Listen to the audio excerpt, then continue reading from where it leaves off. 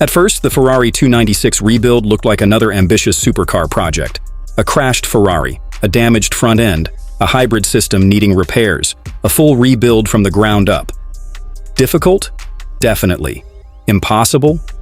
It didn't seem like it. But what nobody realized in the beginning was that this Ferrari wasn't going to fail because of the crash. It was going to fail because modern supercars have become so dependent on electronics, communication systems, and hidden safety logic that one tiny issue can silently shut down the entire car.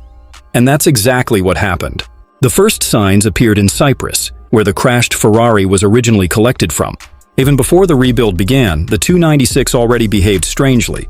The dashboard barely responded, the touchscreen stayed dead, buttons did nothing, the ignition wouldn't come alive. The Ferrari physically looked repairable, but electronically it felt completely disconnected from itself, and that immediately confused everyone. Because normally even heavily crashed modern Ferraris still show some form of life. Warning lights, partial ignition, communication from modules. This one behaved differently. It felt locked out. Almost like the Ferrari had decided it no longer wanted to function at all. And that was the first clue that this rebuild was about to become something far worse than expected. Before the car left Cyprus, Ferrari technicians gave one very specific warning. The entire car needed to be rebuilt properly before accurate diagnostics would even work. Every module connected, every airbag installed, every system online. Otherwise, the Ferrari wouldn't communicate correctly. At the time, that sounded excessive.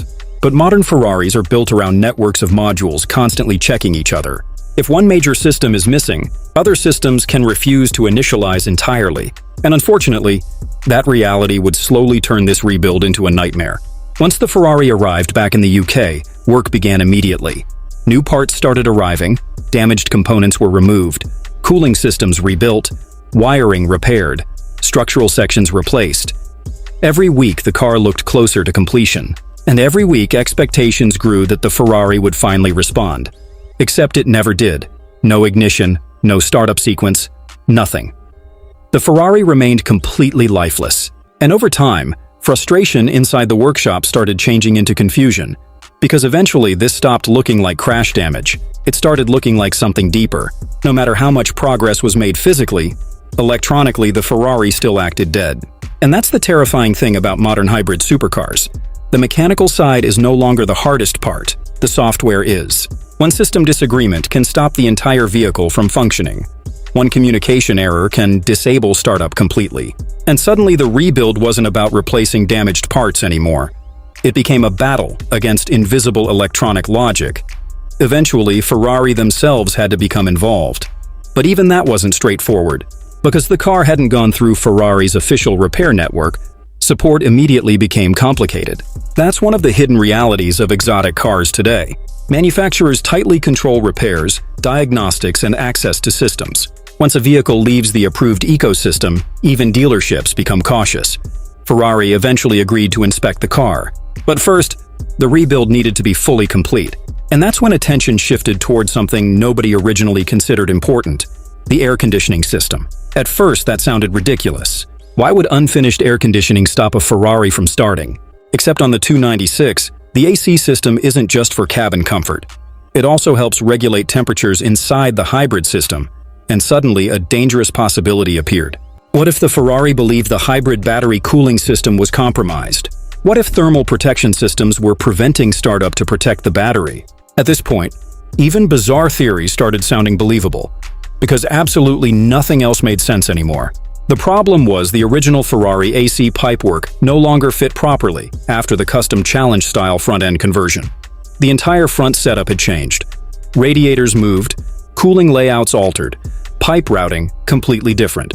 So custom AC lines had to be fabricated from scratch. Old Ferrari pipes were cut apart, sections heated and bent into new shapes, extensions welded in, connections modified entirely by hand. And there was a major risk hiding inside all of this. High-pressure AC systems are unforgiving. One tiny mistake, and the entire system fails. Even worse, the fabricator openly admitted he'd never modified Ferrari 296 AC lines before, which meant nobody truly knew if any of it would hold pressure. Hours later, the system was finally ready for testing, and immediately, everything went wrong. The vacuum machine instantly detected a leak. Suddenly, the entire workshop switched into panic mode. Everyone searching for escaping air, checking fittings, inspecting welds, listening underneath the car. Because if the custom system failed here, all that fabrication work meant nothing. Eventually, the problem was discovered. One missing seal. That was it. A tiny overlooked seal had completely prevented the system from holding vacuum. And strangely, that became the perfect summary of the entire Ferrari rebuild. Not massive catastrophic failures, just endless tiny details causing enormous setbacks. Once the seals were installed properly, the system finally passed testing. The air conditioning was fully gassed. Now came the moment everyone had been waiting for. Would the Ferrari finally wake up? Battery connected. Systems powered. Nothing. Still dead. The thermal warnings remained. The ignition still refused to respond. After months of rebuilding, absolutely nothing had changed. And that was the moment the project genuinely started feeling cursed.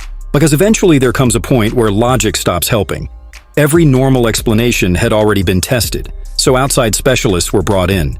A Ferrari race engineering team arrived with advanced diagnostic tools capable of communicating deeper into the vehicle than normal scanners. And immediately things became more interesting. The Ferrari finally started exposing faults. 47 modules detected, 9 major faults, then eventually 17.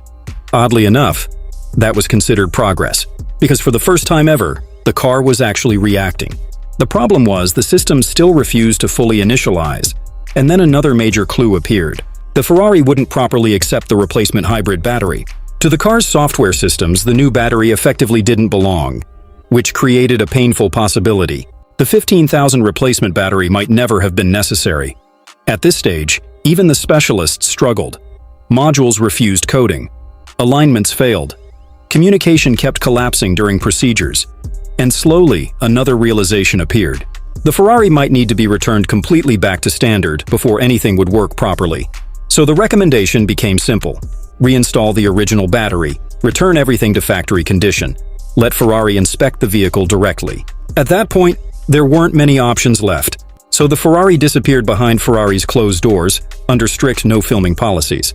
And when updates finally started coming back, the answer turned out to be unbelievably simple. The original hybrid battery had never actually stopped charging because it was faulty. The real issue was the electronic handbrake. That's it. The Ferrari 296 requires the electronic handbrake to be engaged before the hybrid charging system operates correctly. Why?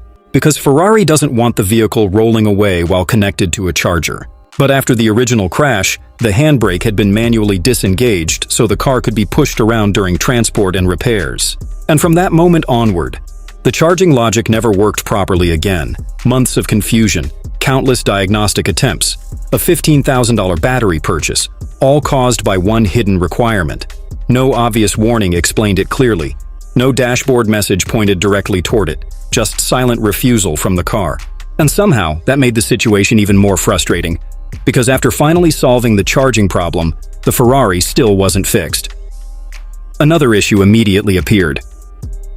The custom cooling setup. Remember the modified front end? The relocated radiators? The altered fan positions? Well, Ferrari discovered the hybrid cooling system was now completely confused. The car expected airflow in places that no longer existed. Cooling fans were reportedly going completely insane, trying to cool systems that weren't receiving proper airflow. The modified setup disrupted the way Ferrari originally designed heat extraction through the front of the car. And during charging, temperatures reportedly became so aggressive that technicians had to improvise.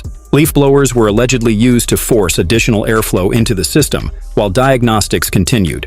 And honestly, that became the perfect image for this entire project.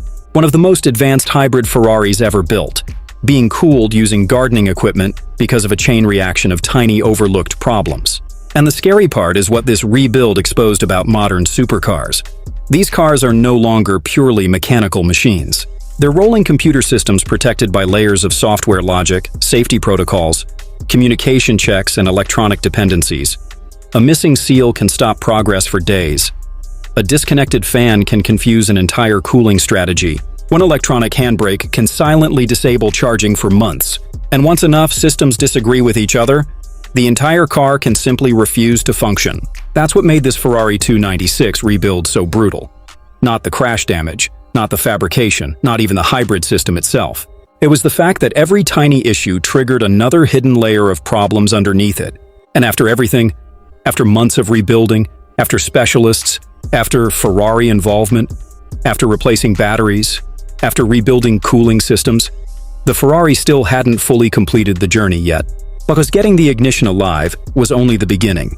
The real question now was far more dangerous. After sitting dead for this long, what else was waiting to fail the moment the engine finally started?